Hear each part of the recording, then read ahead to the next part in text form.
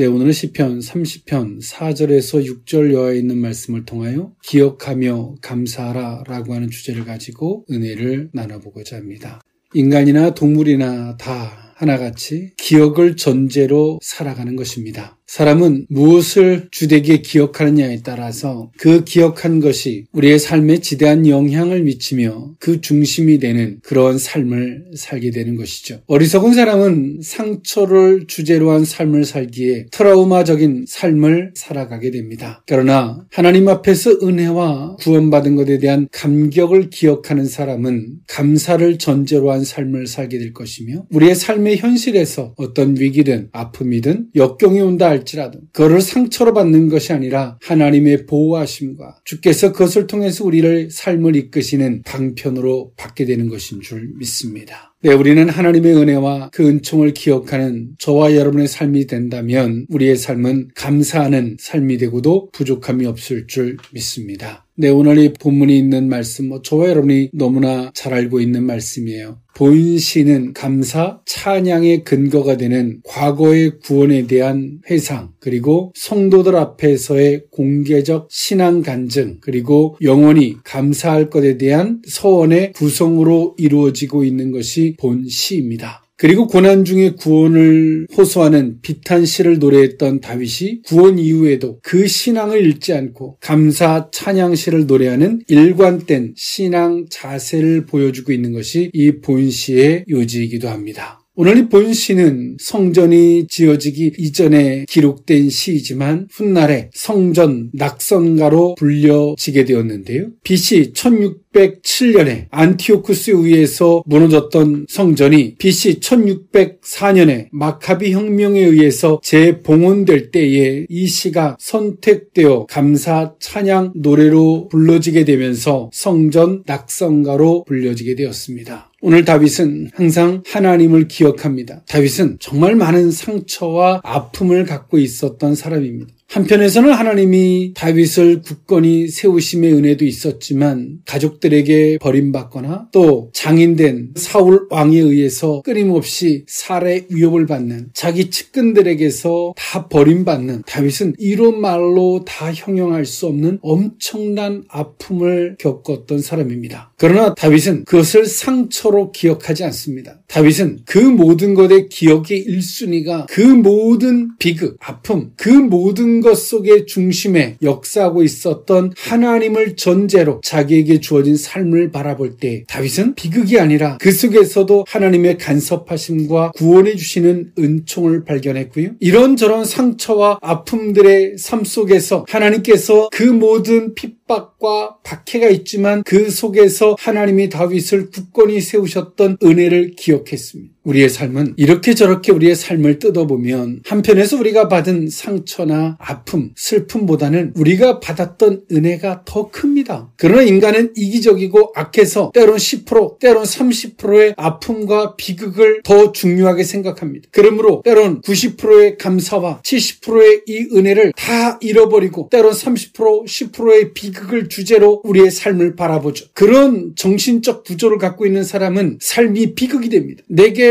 주었던 은혜를 기억하기보다는 내게 아픔을 줬던 사람들을 향해서 꽁하고 살아가는 삶이 되고 마는 것입니다. 받았던 은혜가 더 큼에도 불구하고 그 작은 아픔을 어찌 보면 손에 가시가 박혔는데 온몸이 건강한 것은 생각하지 못한 채 손에 가시를 주제로 온몸을 바라봄으로 온몸을 썩게 만드는 것이죠. 그 사람은 정신적 구조의 문제가 있는 것입니다. 오늘 다윗은 이와 같이 그의 삶에서의 비극은 우리의 비극과는 비교도 되지 않으리만큼의 비극과 아픔이 있지만 다윗은 하나님을 그 중심으로 하나님을 그 기준으로 바라볼 때 그 모든 것 속에서 가족이 자신을 버릴지라도 하나님이 자신을 붙잡고 있었던 은혜를 기억했고요. 때론 장인된 사울 왕이 다윗을 죽이려고 하는 살해 압박 속에서도 식탁에서 창을 다윗을 향해서 던졌을지라도 다윗은 그 창끝을 창을 던진 사람을 주제로 바라보지 아니하고 하나님이 자신을 그 가운데서도 보호해 주셨던 그 보호를 주제로 바라봤습니다. 그랬던 다윗이 그 모든 것 속에서 하나님을 기억할 수 있었고 감사할 수 있었죠. 우리는 과거라는 것이 있습니다. 과거는 때론 햇빛 쨍쨍한 날도 있지만 때론 비와 폭풍과 있는 날도 있었을 수도 있습니다. 무엇을 주제로 한 기억의 삶을 살고 계십니까? 우리는 무엇을 기억하느냐에 따라서 오늘 우리의 삶에 엄청난 지대한 영향을 끼칠 수 있고, 과거의 속에서 우리가 무엇을 기억하느냐에 따라서 우리의 삶의 내일의 희망이 될 수도 있고, 과거에 연속된 예속된 삶을 살 수밖에 없게 되는 것입니다. 오늘 다윗은 주의 성도들아 여호와를 찬송하며 그의 거룩하심을 기억하라, 그리고 감사하라 라고 다윗은 힘주어 선포하고 있습니다. 오늘 다윗이 기록했던 시편 이 30편의 시는 주상적이고 원론적이며 이상주의적인 시가 아닙니다. 사실을 근거로 한, 자신이 직접 경험한 삶을 토대로 한 신앙 고백의 형태의 시입니다. 오늘 우리는 똑같은 삶을 살면서도 우리가 슬프고 힘들 때 우리는 무엇을 기억하며 살아가고 있는지, 우리의 정신적 구조는 어떤 것을 형태로 생각하고 받아들이는 삶을 살고 있는지 한 번쯤 점검하고 개선해야 되는 그런 삶이 되어야 한다라고 봅니다. 그렇게 우리는 건강한 구조, 올바른 구조적인 정신 상태의 삶이 된다면 기억할 걸 기억하고 올바른 것을 중심으로 한, 그것을 전제로 한 삶을 살게 될 때 하나님과 더욱더 부합할 뿐더러 감사와 찬양과 승리의 삶을 살게 되는 줄 믿습니다. 기억하며 감사하라 본문에 있는 말씀을 통하여 세 가지로 나누어 그 은혜를 살펴보고자 하는데요. 첫 번째로는 주께 부르짖음에 나를 고치셨나이다 입니다. 시편 30편 1절에서 3절에 있는 말씀인데요. 여호와의 내가 주를 높일 것은 주께서 나를 끌어내사 내 원수로 하여금 나로 말미암아 기뻐하지 못하게 하심이니이다. 여호와 내 하나님이여, 내가 주께 부르짖음에 나를 고치셨나이다. 여호와여, 주께서 내 영혼을 스올에서 끌어내어 나를 살리사 무덤으로 내려가지 아니하게 하셨나이다. 아멘. 다윗은 우리의 지금 성도들의 삶과 같이 똑같이 어려움을 겪을 때에 다윗도 부르짖고 하나님 앞에 기도했습니다. 이 기도는 같죠. 우리의 부르짖는 기도와 다윗의 부르짖는 기도는 같을 수 있습니다. 그러나 그 이후에, 그리고 그 과정에서 다윗과 지금 이 시대를 살아가는 성도들이 받아들이는 차이가 좀 다른데요. 다윗은 결과적으로는 내 원수로 하여금 나로 말미암아 기뻐하지 못하게 하셨나이다. 하나님의 응답에는 기쁨과 감사는 우리와 다윗과는 같죠. 그러나 다윗은 여기서 아주 중요한 이야기를 합니다. 시편 30편 2절에 여호와 내 하나님이여, 내가 주께 부르짖음에 나를 고치셨나이다 라는 고백을 합니다. 다윗은 적들로 말미암아 하나님 내 이 기도를 들어주십시오, 원수를 이기게 해주십시오. 다윗은 간절히 기도했습니다. 그러나 다윗은 그 하나님께서 응답하심이 원수를 이기게 해주시는 응답 이전에 그 과정에서 하나님께서 다윗에게 준 선물이 있습니다. 그것이 무엇이냐면 다윗은 이렇게 고백하죠. 여호와께서 나를 고치셨나이다. 다윗은 하나님 이거 꼭 들어주셔야 됩니다라고 기도하지만 하나님께서 그거를 들어주시지만 그 과정에서 다윗이 때론 하나님에 대해서 잘못 생각하고 있거나 때론 자기의 정신적 구조나 자신의 가지고 있는 마음 상태나 잘못 가진 것을 하나님이 고쳐주셨음을 고백합니다. 우리의 기도는 빨리 들어주지 않는 것에만 전전긍긍하고 집착할 뿐이지, 그 기도 속에서 하나님과 내 사이에 내가 하나님을 오해하고 하나님을 잘못 받아들였던 하나님에 대한 잘못된 수정이나 내가 사물을 바라보는 이치나 논조나 관점이나 이런 잘못된 마음의 중심이나 의식이나 가치관이나 이것에 대한 수정, 이것은 생각하지 않죠. 하나님 빨리 들어주세요. 들어주시는 걸로 끝이, 들어주시면 감사하고 들어주지 않으면 버림받은 것 같이 막 화나고 하나님이 막 원망이 들고 버림받은 것 같은 느낌이 드는 이런 극단주의적인 신앙이 아니라, 다윗의 감사는 결과도 감사하지만 그 기도의 과정에서 하나님인 자신을 고쳐주셨던, 때론 잘못된 생각이든 하나님과의 잘못된 관계든 의식이든 가치관이든 하나님이 자신을 고쳐주셨음을 고백하고 있어요. 다윗은 이런 고백을 하는 거죠. 하나님께서 애매하게 어려움을 주는 분이 아니라,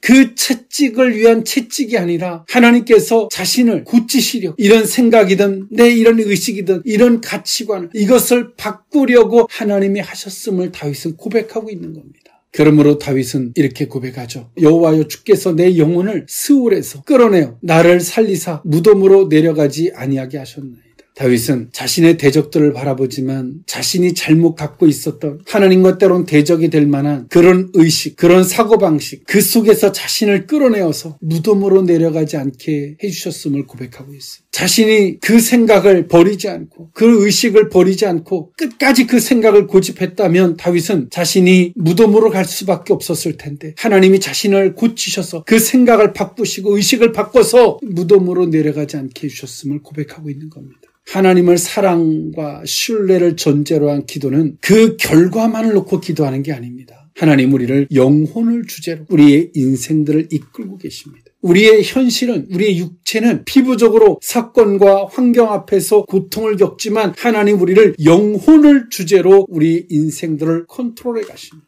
우리는 그 영혼을 주제로 하나님을 바라볼 때에만이 오늘 다윗처럼 이 고백을 할 수 있는 거죠. 하나님께서 이것을 내게 고치시려고, 이거를 내가 이 생각과 이 의식을 고치지 않았다면 나는 무덤으로 갔을 텐데, 그 의식이 나를 이끌고 그 마음가짐이, 그 정신 상태가 나를 이끌고 무덤으로 갔었을 텐데, 하나님께서 이 환경을 통해서, 이 아픔을 통해서 내 의식, 이 정신 상태, 이 가치관을 고치셨구나, 이걸 고백하고 있는 거예요. 그러므로 다윗은 저 마음 깊은 곳에서부터 주여 감사합니다. 감사합니다. 우리는 표면적인 신앙에 매몰되어지면 어디가 아프면 기도하고 우리가 기도한 대로 그냥 그 아픈 부위가 나으면 하나님 감사하고 낫지 않으면 하나님 앞에 불평불만하고 이것이 전부예요. 하나님 우리를 육체를 중심으로 이끄시는 분이 아니잖아요. 다윗처럼 표면적인 신앙이 아니라 그 영혼을 주제로 한 깊은 신앙관을 갖고 있는 사람은 하나님이 나를 이거를 고치시려고, 이거를 내 육체는 고쳐져도 우리는 육체가 언젠가는 죽습니다. 그러나 우리의 영혼이 이것이 고쳐지지 않으면 그런 가치관이, 그런 의식이 우리의 영혼을 이끌고 저 무덤으로 가는 거예요. 하나님이 이것을 내게 고치시려고 그러셨구나. 감사. 저 뿌리 깊은 데서부터의 감사가 일죠. 채찍을 보는 게 아니라 목자의 마음을 보는 거예요. 오늘 그 마음을 본 사람은 무엇을 기억할까요? 아버지의 마음을 기억할 수 있고 하나님의 의도를 기억할 수 있고 그 사랑과 신뢰를 기억할 수 있게 되죠. 오늘 그 신앙이 저와 여러분의 신앙이 되어야 할 줄 믿습니다. 기억하며 감사하라 두 번째 의미는 영원히 흔들리지 아니하리라입니다. 시편 30편 4절에서 6절에 있는 말씀인데요. 주의 성도들아 여호와를 찬송하며 그의 거룩함을 기억하며 감사하라. 그의 노염은 잠깐이요 그의 은총은 평생이로다. 저녁에는 울음이 깃들일지라도 아침에는 기쁨이 오리로다. 내가 형통할 때에 말하기를 영원히 흔들리지 아니하리라 하였도다. 아멘. 우리가 가장 안 가는 시간은 언제일까요? 고통을 주제로 바라보면 시간이 정말 안 갑니다. 그러나 즐거움을 주제로 바라보면 어떻게 그렇게 시간이 빨리 가는지 몰라요. 오늘 다윗은 똑같은 아픔을 겪으면서 정말 시간이 안 가고 고통스럽게만 느껴질 때도 있었을 것입니다. 그러나 그 다윗이 그 아픔의 시간들을 다 겪고 나서 다윗은 이렇게 고백하죠. 그의 노염은 잠깐이요 그의 은총은 평생이로다. 하나님이 노염을 왜 가지실까요? 하나님 앞에서 불의한 생각들, 못된 마음들, 때론 정의롭지 못한 의식들, 때론 사단의 게임에 빠진 의식들, 하나님 앞에서 이런 못된 마음들을 갖기에 하나님의 노염을 사는 거예요. 그 하나님의 노염은 그 사람을 향한 것이 아니라 그 잘못된 의식, 그 잘못된 정신을 걷어내시기 위한 노염이지 그 사람을 위한 것이 아니에요. 하나님께서 때론 우리에게 노염을 바라실 때가 있어요. 정말 하나님의 막 진노가 일고 그럴 때 우리는 분명히 가져야 할 의식이 있습니다. 하나님의 노염은 나를 향한 것이 아니라 하나님의 노염을 일으킬 만한 내 잘못된 의식, 정신상태, 마음가짐에 하나님의 노염이 있다는 것이지 나에게 있는 게 아니에요. 우리는 빨리 그 마음과 결별하면 돼요. 하나님이 노염을 일으킬 만한 마음의 상태, 정신 상태를 붙들고 그것이 꼭 나이냐 막 고집하고 집착하고 있기에 그 재앙을 다 받는 거예요. 아주 어리석은 것이죠. 사단은 하나님 앞에 진노를 살 만한 마음을 갖다 주고 그리고 그 마음을 우리와 일맥상통하게 만듭니다. 그것이 나와 하나가 되도록 동기화시킵니다. 왜냐하면 하나님의 노염을 불러일으킬 때에 막 실망하고 두렵고 낙담하게 만들게 하기 위함이죠. 우리는 하나님의 노염 앞에서 보다 더 냉정해질 필요가 있어요. 두렵기 이전에 냉정해질 필요가 있어요. 때론 선생이 학생들을 향해서 채찍을 들을 때 우리는 그 채찍 앞에서 냉정해질 필요가 있는 거예요. 나를 위한 채찍인지 나의 이 어떤 생각, 잘못된 의식 그것들을 위한 채찍인지를 냉정히 살필 필요가 있는 거예요. 하나님의 노염이 있으면 빨리 그 생각을 던져버려야죠. 끊어내야죠. 사단은 그것이 너라고 속삭이지만 뿌리쳐야죠. 사탄아 예수 이름으로 물러가라. 이 생각은 내게 아니야 라고 빨리 그 하나님 앞에 노염을 불러일으킬 만한 생각을 던져버리고 나와 동기된 걸 끊어버려야죠. 그건 내가 아니라고 끊어버려야죠. 오늘 다윗은 말합니다. 노염은 잠깐이. 왜? 하나님은 징계를 목적으로 한 노염이 아니거든요. 성도들이 그것과 구별되어지고 끊어내고 차별되기 위한 노염이기 때문에 노염은 잠깐이라는 거예요. 그리고 다윗은 말합니다. 하나님의 은총은 평생이로다. 너와 함께할 평생이로라고 말하죠. 저녁에는 울음이 깃들일지라도 아침에는 기쁨이 오리로다. 아침이 오면 기쁨이 온다는 거예요. 우리는 주변에서 때로는 신앙의 선진들이 성경을 보라고 말합니다. 기도하고 주께서 말씀하시면 그 말씀을 붙들라고 말하죠. 왜 그럴까요? 그 말씀이 오면 우리가 성경의 깨달음이 있으면 하나님의 노여움이 오는 것이 아니라 하나님의 은총이 따라오기 때문에 오는 것입니다. 사단은 엉뚱한 생각을 갖다 주고 그 생각을 붙들라고 말합니다. 왜일까요? 그 생각을 붙드는 순간에 하나님의 노여움이 오니까. 그러나 주의 말씀을 붙들면 하나님의 은총이 따라오는 줄 믿습니다. 그래서 항상 우리는 말씀을 상고하는 거예요. 항상 그 말씀을 묵상하는 것입니다. 다윗은 이 영적인 비밀을 깨닫고 삶의 현장 속에서 하나님이 다윗을 이렇게 함께 하셨던 것을 다윗은 고백하고 있어요. 그러면서 말하죠. 내가 어려울 때만 부르짖는 것이 아니라 내가 형통할 때에 말하기를 영원히 흔들리지 아니하리라 하였다. 다윗은 많은 사람들이 듣는 데서 성도들 앞에서 이 간증을 선포합니다. 나는 영원히 흔들리지 않겠다. 이런 교만이 어디 있습니까? 그런데 다윗은 무엇을 전제로 말하는 겁니까? 하나님의 그 은총을, 하나님의 일하심의 의도를 전제로 말하기에 이렇게 말할 수 있는 것이죠. 인간은 온전하지 않습니다. 하나님의 일하심을, 하나님이 나를 대하심을 올바른 척도에서 받아들일 수 있는 의식이 있다면 우리는 다윗처럼 이 고백을 할 수 있습니다. 하나님이 진노를 이룰 때, 하나님이 노염이 있을 때, 그 노염이 나를 위한 것이 아니라 나의 잘못된 의식, 어떤 것 때문에 하나님이 이 노염이 있을까? 그리고 그 생각을 버리는 걸로 끝나는 게 아니죠. 하나님의 올바른 말씀을 다시 그 빈자리에 심고, 그리고 그 말씀을 주제로 하나님을 바라보는 것. 그럴 때 우리 속에는 하나님의 사랑과 신뢰가 사라지지 않아요. 하나님이 우리를 이런 주제로 대하신다라고 하는 주제의식을 갖고 하나님을 바라보면 우리는 평생 흔들리지 않습니다. 어려움이 없어서 흔들리지 않는 게 아니에요. 하나님이 나를 책망하시는 게 아니라 나의 이 잘못된 삐뚤어진 나를 고치려고 하는 이 의식에다가 이렇게 대하시는 것이지 하나님이 엄청난 진노 앞에서 때론 노염 앞에서 초연하게 이렇게 기도할 수 있는 거예요. 하나님 어떤 부분 때문에 그렇습니까? 가르쳐 주십시오. 기도하는 거죠. 그리고 하나님께서 조명해 주셨을 때 하나님 이 부분이 하나님의 노염을 살 만한 것이었군요. 죄송합니다 하나님. 제가 사단에게 속아서 인간의 어리석음 때문에 하나님 앞에 노염을 살 만한 이 의식에 제가 속았습니다. 주님, 제가 이 하나님의 노염을 살 만한 것과 결별하겠습니다. 딱 끊어내는 순간에 하나님의 노염도 사라지는 거예요. 이런 엉뚱한 생각들과 나와 다 동기화를 시켜진 삶이라면 조금만 어려운 일 있으면 하나님이 나를 버린 것 같고 조금 잘 돼주면 나를 특별히 사랑하는 것 같은 이런 기복주의적이며 어리석은 신앙에 매몰되어지는 것이죠. 그러면 어떤 신앙입니까? 하나님의 노염은 나를 향한 것입니까? 아니면 나의 노염을 살 만한 그 의식을 향한 것입니까? 그 의식을 끌어안고 그것이 꼭 나인 것 같이 하나님 왜 나를 이렇게 힘들게 하냐고 하나님 앞에 원망하고 불평하는 이런 신앙이라면 그 신앙의 구조 자체가 잘못된 거예요. 우리가 도로의 이 현장을 볼 때가 있는데요. 때로 어느 도로에서는 교통사고가 계속 나요. 그건 운전자의 부주의도 있지만 도로 자체에 구조의 문제가 있을 수도 있죠. 그러면 운전자한테 계속 뭔가를 강요하기보다는 그 구조를 바꿔야죠. 우리가 신앙생활을 잘하려고 애쓰는 게 아니라 우리 정신적, 사고적인 구조를 바꿔야죠. 다윗은 구조가 바뀌었어요. 어떻게? 그 의식에 대한 나와 완전한 동일시화를 시키지 아니하고 하나님이 잘못된 의식을 향해서 대하시는 그리고 나를 향해 대하시는 것은 평생의 은총이고 때로 내 잘못된 생각을 향해서 대하시는 것은 일시적인 노염이며 그 노염을 일으킬 만한 그것과 결별하기 위한 하나님의 방편이라는 구조적 의식을 갖게 되니까 다윗은 어떻게 해요? 하나님 내가 평생 이제 흔들리지 않겠습니다. 왜? 하나님이 나를 대하심이 이것이니까요. 이 고백을 하고 있는 것이죠. 우리는 우리의 잘못된 의식의 구조, 때론 잘못된 이념을 수정하려고는 하지 아니하고 잘못된 개념을 수정하려고는 하지 아니하고 신앙생활을 어떻게 하면 잘해볼까 애를 씁니다. 그것은 배 밑창이 뚫어진 배를 물에다 띄우고 어떻게 하면 이 배가 물에 안 잠기게 할까 열심히 물을 퍼내는 거예요.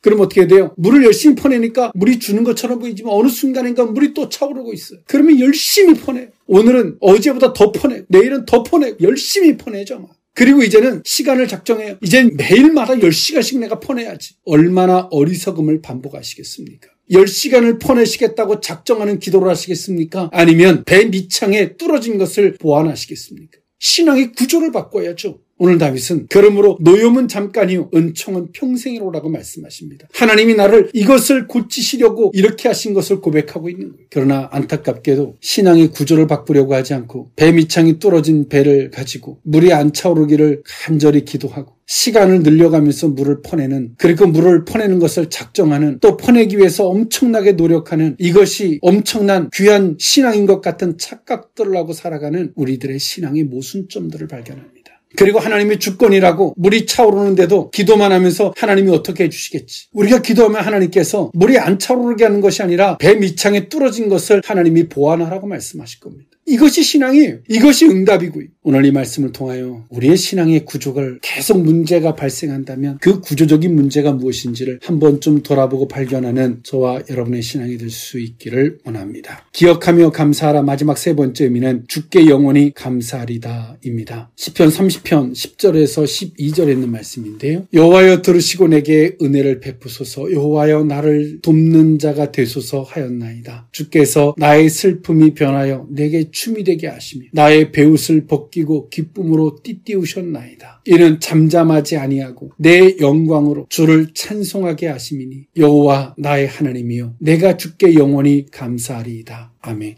다윗은 이제까지 현재를 이야기하는 신앙의 간증적 선포를 했다면 이제 신앙적 미래의 서원을 하고 있습니다. 다윗의 서원은 무엇을 전제로 한, 무엇을 기억함으로 이런 서원을 할 수 있었는지 다윗은 이렇게 고백하죠. 주께서 나의 슬픔이 변하여 내게 춤이 되게 하시며 나의 베옷을 벗기고 기쁨으로 띠띠우셨나이다. 이는 잠잠하지 아니하고 하나님이 내게 영광을 주셔서 주를 찬송하게 하셨습니다. 그러므로 나는 이제 영원히 주님을 찬양할 것입니다. 감사할 것입니다. 이렇게 서원하고 있어요. 하나님께서 어떻게 다윗을 슬픔이 변하여 춤이 되게 하셨습니까? 다윗이 무조건 적들만 물리침으로 춤이 되게 하신 것이 아니라 하나님이 다윗의 영혼에 잘못된 생각들을 고쳐주시고 성화시키신 거죠. 의식을 바꾸게 하셨고요. 그러므로 춤이 되게 하시고 베옷을 벗겨서 기쁨으로 띠띠우시게 하셨습니다. 그러므로 그것을 하나님께서 하나님이 원하는 대로 다윗이 생각과 의식을 바꾸다 보니 어느 순간엔가 다윗이 어디에 서 있냐면 영광된 자리에 서 있는 거예요. 어느 순간엔가 익숙한 내 사고방식에서 바뀌어서 하나님이 원하시는 사고방식대로 바뀌고 따라가다 보니 어느 순간엔가 다윗이 무엇이 되어 있어요? 왕이 되어 있는 거예요. 그리고 다윗은 말하죠. 영원히 내게 왕이 되고 내게 이 기쁨을 주셨는데 내가 주님을 찬양합니다. 이렇게 나를 선대하셨던 하나님 앞에서 나는 영원히 내가 사는 날 동안 하나님 앞에 감사할 것입니다. 찬양할 것입니다. 라고 고백하고 있어요. 찬양의 전제는 무엇입니까? 감사입니다. 감사. 찬양의 전제는 감사예요. 그 감사가 있는 사람이 고백이 있고 그 고백이 있는 사람이 찬양할 수 있는 것이죠. 우리는 우리에게 익숙해져 있는 우리의 삶이 있죠. 그러나 하나님이 노염을 불러일으킬 만한 정말 하나님이 싫어할 만한 그런 사고방식들, 그런 가치관, 그런 의식들이 있어요. 하나님이 바로 왜 이렇게 대하실까가 아니라 그 노염을 일으킬 만한 것을 수정하는 것은 때론 피곤하고 힘든 일일 수 있어요. 왜냐하면 익숙해져 있기 때문이죠. 때론 거짓말도 내게 익숙해져 있으면 거짓말이 아주 편해요. 자기 속마음을 감추고 겉으로 막 울기도 하고 막 쇼도 해요. 상대를 속이기 위해서죠. 그러나 이게 너무나 자연스러워요. 또 그렇게 행동하면서 내 자신 스스로 합리화시키는데 그렇게 됐다라고 또 생각해요. 착각에 빠져요. 그러나 그것이 하나님의 노염을 불러일으킬 만한 것들이죠. 그러나 내게 그런 것들이 너무나 익숙해져 있어요. 그 거짓된 것들이. 분명히 잘못된지도 알면서도 너무나 익숙해져 있는 거예요. 또 합리화까지 시켜서 자기와 동기화시켜서 그것이 아주 나라고 끌어안고 살아요. 하나님께서 막 노염을 일으키실 때 막 억울해요. 막 고통스러워하죠. 왜? 그 거짓을 끌어안고 나와 동기화시켰기 때문이죠. 그런데요, 그것이 내게 익숙할지라도 다윗은 익숙한 걸 버려요. 하나님이 원하시는 대로. 그 익숙한 걸 버리고 하나님의 말씀대로 새로운 걸 취하다 보니 내가 이렇게 어떻게 살았지? 담배 피는 사람이 담배를 끊고 나면 그런 생각을 한답니다. 내가 어떻게 이러고 살았지? 때론 우리를 몸을 병들게 할 만한 막 단 것을 좋아하고 막 육류를 좋아하고 막 그렇게 살던 사람이 그걸 의사가 말하는 대로 그걸 끊기가 힘들죠. 그러나 그렇게 끊고 식습관을 좀 바꾸고 개선되어지고 나니까 그제서야 보이는 거예요. 내가 그렇게 어떻게 살았지? 어떻게 내가 그러고 살았지? 그럼 병 걸리는 게 당연한 것으로 받는 거죠. 내가 어떻게 그러고 살았어? 거기서 벗어나기 전까지는 그걸 뭐라 하는 사람이 막 싫었는데 벗어나고 나니까 그렇게 말해줬던 사람들이 고마운 거죠. 그제서야 돌아봐지는 거예요. 그제서야 현실을 직시할 수 있게 되는 거죠. 그런 사람이 뭐 할 수 있어요? 소원할 수 있는 거예요. 하나님, 나는 다시금 돌아가지 않겠습니다. 담배 피던 사람이 담배 때문에 폐암이 오고 자신만 폐암이 오는 것이 아니라 가족들을 다 병 걸리게 하고 그래서 나중에 그 암을 치료하고 담배를 끊었어요. 끊고 나서 보니까 내가 왜 그랬지? 그 사람은 이 고백 안 하겠어요? 내가 다시금 내가 이제 내 평생에 담배 피나 보라 이렇게 안 하겠습니까? 하나님 안에서 정말 깨닫고 돌이킨 자는 단호한 이런 서원을 할 수밖에 없는 거죠. 난 평생에 이젠 주님 앞에 감사하며 살 것입니다. 왜? 다윗이 무엇을 봤어요? 하나님이 다윗을 때론 잘못된 생각을 바꾸셔서 무덤으로 내려가지 않게 하시려고 때론 지금 현실은 받아들이기 힘들지만 그 고통 앞에서 나의 삐뚤어진 생각을 고치시는 하나님을 발견했어요. 그를 끊고 돌이키고 보니까 너무나 감사한 거. 그리고 다윗은 말하죠. 나는 평생에 감사할 것입니다. 하나님. 영원히 감사할 것입니다. 담배를 끊는 사람이, 돌이킨 사람이, 그 피해에서 깨어난 사람이 내가 내 평생에 다시금 담배 안 피고 이렇게 말할 수밖에 없죠. 다른 사람들 앞에서도 너도 피지 말라라고 말할 수밖에 없겠죠. 서운은 조심해서 해야 돼. 함부로 하는 게 아니야. 얼마나 인간적인 사람들입니까? 정말 인간적인 사람이죠. 이기적이고 아주 인간적인 악독한 사람들입니다. 그 말이 또 좋게 들려요. 자기 보호 본능 속에서 말이죠. 그러나 하나님 앞에서 이렇게 깨닫고 돌이킨 자, 이렇게 선포하는 건 당연한 거예요. 이 선포가 안 나온다면 그 사람이 도리어 거짓이죠. 우리는 기억할 걸 기억하고 사는 인생입니다. 성도들 속에 기억할 걸 기억하지 못하면 우리 속에 감사함이 사라지고 감사함이 사라지는 순간에 우리는 고백도 찬양도 다 사라지고 맙니다. 선택적 감사가 생기는 거죠. 잘해준 거 요건 감사하고 요거는 감사하지 못하고 오늘의 이 본문에 있는 이 말씀을 통하여 정말 우리의 신앙의 구조가 바뀌고 영원히 주님을 향하여 찬양하고 감사할 것을 소원할 수 있는 이 신앙이 저와 여러분의 신앙이 되어야 할 줄 믿습니다. 기도하겠습니다. 사랑하는 하나님, 기억할 걸 기억하는 우리의 신앙이 되게 하여 주시옵소서. 더 나아가서 하나님, 다윗은 하나님이 자신의 영혼을 고치시고 그러므로 노여움은 잠깐이고 하나님의 은총은 평생인 것을 고백했던 바와 같이 하나님의 마음을 볼 수 있기를 원합니다. 그릇된 사고방식과 동기화된 우리들의 어리석음을 용서해 주옵시고 하나님이 나를 향한 진노가 아니라 그릇된 생각을 향한 진노라는 의식을 갖게 하사 하나님의 신뢰와 사랑을 전제로 하나님이 일해가심을 발견할 수 있기를 원합니다. 주여, 우리의 신앙의 구조가 하나님 앞에 합당한 구조로 변화받게 하셔서 영원히 주님 앞에 감사할 수 있는 우리 모두로 삼아 주옵소서. 축복하옵고 예수님의 이름으로 기도합나이다. 아멘.